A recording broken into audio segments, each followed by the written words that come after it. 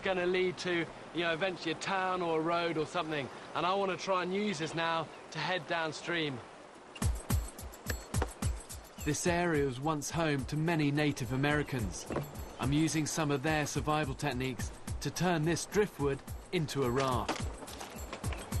It'll soon be night, and this is the quickest way down.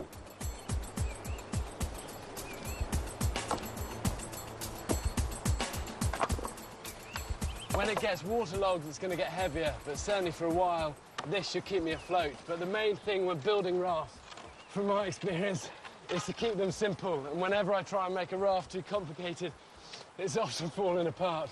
But this is just going to be sturdy and simple.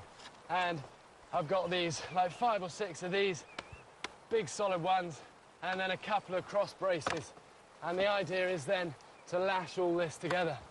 But I need something to lash it with. Wild grapevines like this grow all the way along these banks, and this stuff would just be ideal just because it's really strong and really flexible.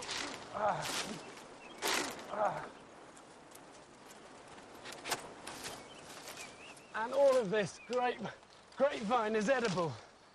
You know, even the leaves of this are packed full of good nutrients.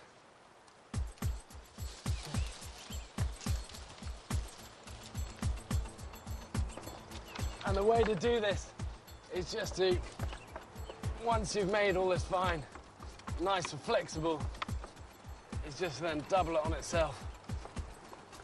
Put that through it and twist it a few times. This is an old mono-Indian technique of, basically it's like weaving. And all you do, you get the vine and turn it once, twist it, and then grab one end and slip that round the next log, and then do exactly the same again. And the good thing about doing this, as this gets wet, all of these like hitch knots will tighten on themselves, and it makes all this weaving hopefully strong, flexible, but tight, and will hold all these logs together. Okay, time for its first official field test. And kind of more or less holding together. And now what I'm going to do is just do the same all the way down here. Put this last cross brace on, and then I should be ready to go. These waters are used for whitewater rafting, but they can be lethal. On a single river in these mountains, the lives of 234 rafters have been lost in the last 30 years. The river is moving at a good pace. I'm covering far more distance than I would hiking across land. To be safe, you should always proceed downriver with an easy route to shore.